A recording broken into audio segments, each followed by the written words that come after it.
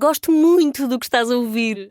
A propósito, desculpa lá estar a interromper, mas já és cliente Iberdrola? Como não? Então tens de ouvir antes isto. Quem fica na Iberdrola ganha mais. Descontos, vantagens, ofertas e só por aderir ganha 100 euros. Se a poupança e a energia verde também são música para os teus ouvidos, liga 800 500 500. Iberdrola.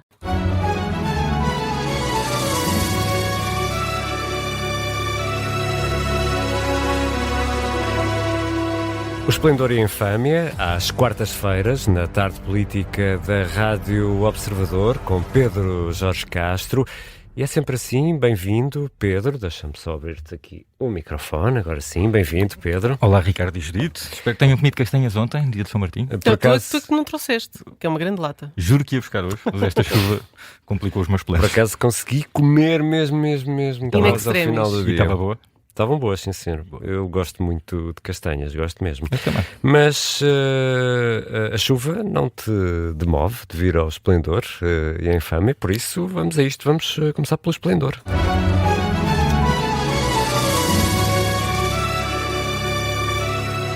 E vamos às presidenciais e hoje, Pedro, trazes aqui uma novidade, uma espécie de sondagem alternativa. Que sondagem é esta, Pedro Jorge Castro? Pois é, então, passou se calhar despercebido, mas neste momento nós já temos indicadores para medir a atenção que os 7 dos candidatos suscitaram em situações perfeitamente comparáveis. Portanto, todos foram entrevistados, todos excepto Catarina Martins, que vai ser só na sexta-feira, todos foram entrevistados pelo Vítor Gonçalves, na RTP, à mesma hora, em dias úteis. E isto permite ver, pelo menos, como é que flutuou a atenção, que pessoas é que mudaram a sua vida para ficar a ver estas entrevistas, que pessoas é que não quiseram ver isto e quiseram ver outras coisas. É um ponto interessante, não é? Então, é muito interessante. Portanto, vamos aqui olhar para um ranking.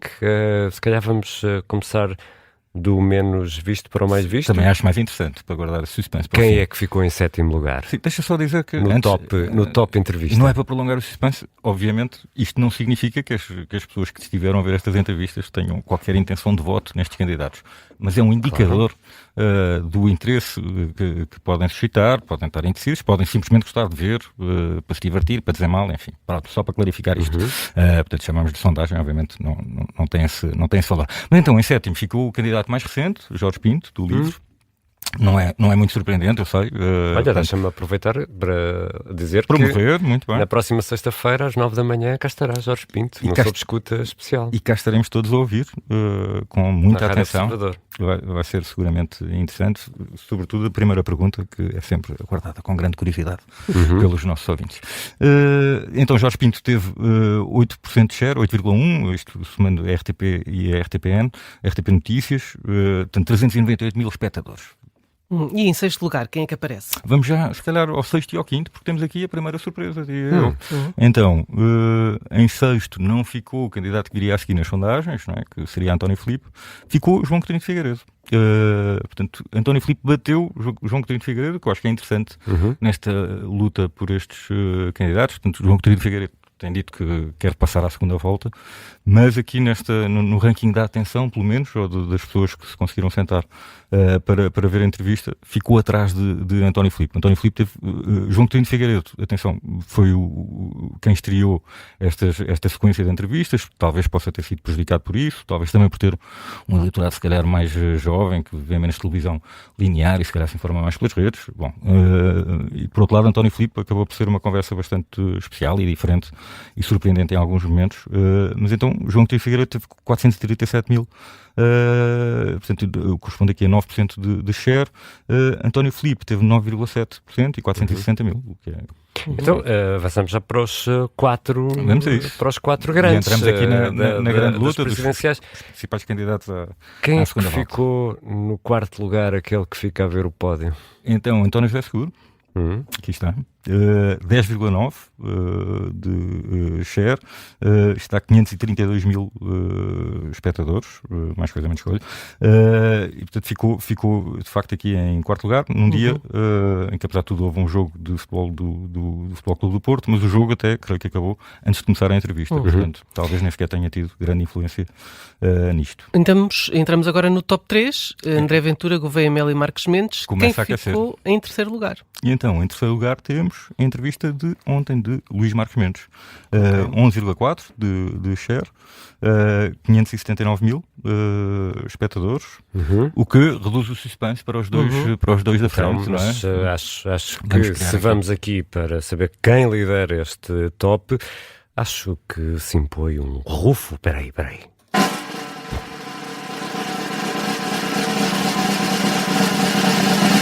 E quem ganhou, Pedro? Espetacular. Foi um grande... Obrigado obrigado à Orquestra Sinfónica da GNR. Não, obrigado. Bom, confirmando muito daquilo que se tem dito, ficou à frente André Ventura, com 12,6, 624 mil pessoas. Henrique Gouveia Melo em segundo, com 12,2 de share acumulado, 603 mil espectadores. Com a agravante que André Ventura foi à entrevista no dia em que o Sporting jogou na Champions contra os Juventus. Isto presumindo que haja muita gente sempre muito interessada nesta paixão clubística, mais do que em qualquer paixão política. E as entrevistas foram esplendorosas ou não? As entrevistas estão sempre muito interessantes, por acaso.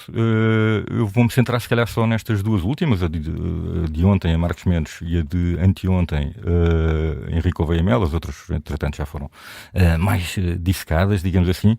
Vou apontar aqui só alguns pontos.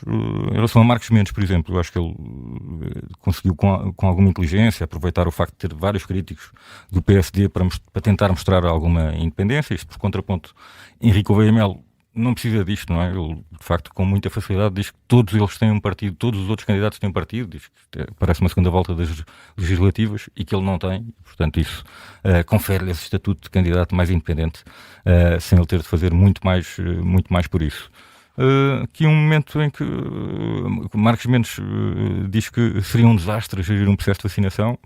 Por contraponto, portanto, a ideia aqui é tentar mostrar que não seria um desastre como Presidente da República e que se calhar o Almirante poderia não ter tanto sucesso nessa missão como teve precisamente no processo de vacinação, mas isto é um bocado estranho. Eu espero que se Marcos Mendes por alguma razão tivesse que conduzir um processo de vacinação não fosse um desastre. Espero que, tal como se pede a um Presidente da República, que seja dotado de capacidades de bom senso, de mediação, de organização, para que não fosse catastrófico. Podia não correr tão bem como correu com Gouveia Melo, mas ele dizer de si próprio que seria um desastre é um bocadinho preocupante, porque sabemos lá que desafios tem que enfrentar um Presidente da República. Já Henrique Gouveia Melo diz que os outros dizem todos têm muita experiência e que a experiência que interessa é de resolução de problemas. Ora, também não é bem assim. Não se espera de um Presidente da República que resolva problemas num sentido mais executivo, não é? De ação, precisamente como montar e organizar uma campanha de vacinação, é preciso muitas outras coisas, é preciso uma grande capacidade de mediação de problemas, de tentar encontrar consensos, muitas vezes sem ser à vista de todos, e portanto creio que ambos se equivocam aqui um bocadinho neste ponto, muito curiosamente. Marcos Mendes, bem a manter distâncias de várias pessoas, de Pérez Maduro, do Governo, até de Marcelo Rebelo de Sousa. Muita gente tenderá a achar, e com razão, tendo em conta tudo aquilo que sabemos, que Marcos Mendes é muito parecido com Marcelo Rebelo de Sousa. Se os mandatos de Marcelo Rebelo de Sousa não estão a correr assim tão bem, precisamente por ele falar muito, por ser um ex-comentador, o candidato que se arrisca a mimetizar isto mesmo de forma mais rigorosa é precisamente Marcos Mendes, além de ser amigo do atual Presidente, e ele garantiu, não vou fazer isso.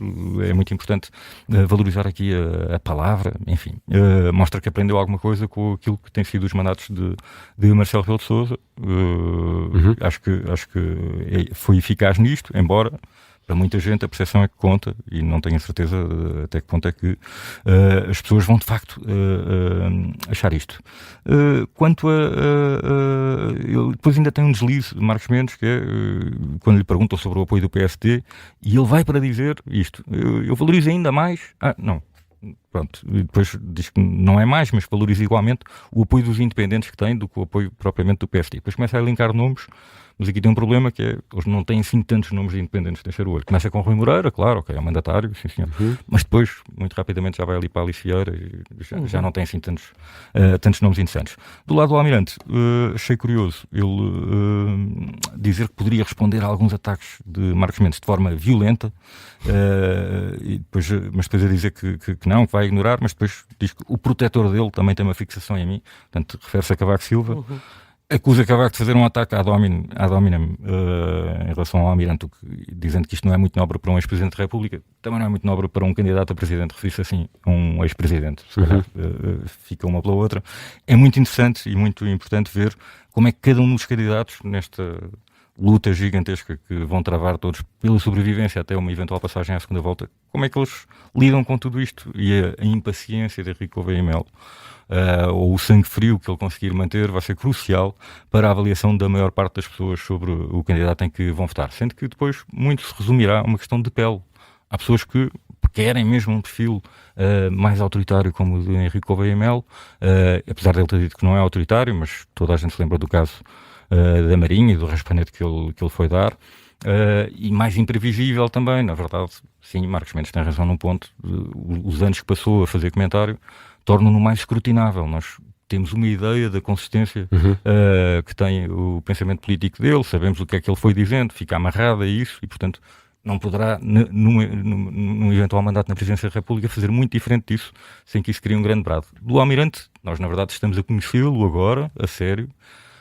Isso também ajuda a explicar a descida ligeira em algumas sondagens. Ele também diz qual é a sondagem que eu vou confiar, qual é, porque diz que há 3 que o mantêm à frente e tem razão nisso, o que torna também mais imprevisível. Nós, na verdade, perante muitas situações que podem acontecer durante o mandato de um Presidente da República, nós não sabemos como é que, não conseguimos prever como é que o Almirante iria reagir, e com Marcos Mendes isso não se aplica dessa forma. Vamos à infâmia. E na infâmia queres falar da greve geral, das negociações entre governo e sindicatos. Qual é exatamente a infâmia aqui, Pedro? Olha, então, primeiro ouvi há pouco um relato de uma reunião que terá durado 2 minutos entre a ministra e um dos sindicatos. Eu espero que isto seja caricatura e não seja real. Se for real e tiver durado de facto 2 minutos, isto é muito mau para todos, não é? Portanto, espero que tenha sido um bocadinho mais longa. Sobre a substância, esta questão do subsídio de refeição, de facto, é um bocadinho chocante. Claro que a primeira proposta era de um aumento só em 2027 dos 10 cêntimos. E agora, a proposta neste momento que está em cima da mesa é de aumentar já no próximo ano, mas manter os 10 cêntimos. E espera-se, não é? Tem sido anunciado, o Ministério do Trabalho já diz que vão rever a proposta e aumentá-la. Mas 10 cêntimos é de facto um valor absurdo, tendo em conta não só a inflação, genericamente, não é? Portanto, isto nem sequer cumpre os mínimos de um aumento através da inflação, como o aumento da própria inflação e da variação de preços da alimentação, que é avaliada pelo INE, não é? Que vai para cerca de 4%, e aquilo que eles estão a propor neste momento, aquilo que o Governo está a propor, é um aumento de 1,6%. Enfim, eu lembro-me que houve uma grande alteração em tudo isto quando esteve a Troika em Portugal. Até aí, se calhar, muita gente conseguia de facto ir almoçar fora e utilizar parte do subsídio de refeição para isso. Isso acabou nessa altura para uma parte significativa da população, e foi daí que vieram que se generalizaram as marmitas e as copas nas várias empresas. Portanto, na verdade, se formos a ver, tal como vem dessa altura a divisão do subsídio de Natal e do subsídio de férias ao longo do ano para ajudar a atenuar a quebra de rendimento disponível das pessoas, também o subsídio de refeição já não é utilizado por ninguém para custear a própria refeição. As pessoas tentam safar-se como conseguem, mas quer dizer, esta proposta dos 10 cêntimos é mesmo de alguém que não vai ao supermercado e não consegue, não tem uma ideia de quanto tem aumentado os produtos na prática. Portanto, não estamos a falar para as pessoas conseguirem ir comer fora, porque com 6 euros por dia ou 10,20 €, mesmo para quem tem um cartão de refeição, é difícil em muitas zonas deste país conseguir ter uma refeição completa, mas já estamos a falar de ajudar as pessoas a pagar a comida que vão comprar ao supermercado para trazerem marmitas para o local de trabalho. Isto é uma mudança toda ela gigantesca. Neste caso, eu sei que isto é obviamente um assunto muito complexo, põe muito em causa, obviamente, também a sustentabilidade de muitas empresas, se o aumento for muito grande. Já sabemos que as empresas privadas não são obrigadas a seguir esta proposta da administração pública, mas acabam por o fazer. E as empresas privadas, muitas delas, são limitadas pelo limite da isenção. Portanto, a partir do momento em que têm que pagar impostos sobre aquilo que estão aos trabalhadores para o subsídio de refeição, ficam-se por aí e acabam por não ir mais longe. E, portanto, se calhar, acho que era interessante ver este limite da isenção questionado e posto em causa e levantado e elevado. E pronto, sim, a infâmia é a proposta de 10 cêntimos do aumento do subsídio de refeição. Citando o deputado do PCP, Alfredo Maia, não dá para um pão biju que custa 11 cêntimos. E nem de propósito, no baú desta semana, foste à procura do nascimento, da nascente do subsídio de refeição. Vamos viajar até que ano? Até julho de 1977. Então, Olha. Era primeiro-ministro Mário Soares, o ministro que é dele a assinatura do decreto, dele e de Henrique Medina Carreira, saudoso. Na altura, Ministro das Finanças, na altura não era muito saudoso, mas depois tornou-se uma figura bastante carismática, muito mais tarde, e depois promulgado pelo Presidente da República, então, General Ramalhianes. Isto nasceu de uma polémica com senhas, portanto, antes disto eram distribuídas senhas a alguns funcionários públicos, mas não a todos, para irem comer a refeitórios públicos. Portanto, as pessoas estavam obrigadas a isto. Então, instituiu-se este subsídio de 700 escudos por mês, isto dava 35 escudos por dia, para as pessoas poderem utilizar no almoço. Isto foi criado por uma Comissão Interministerial de Ação Social Complementar, assim, nome de alguns dos organismos que havia na altura. Mas pronto, foi o início deste longo caminho que acaba neste momento com esta proposta de aumento de 10 cêntimos e que todos esperamos que seja revista em alta.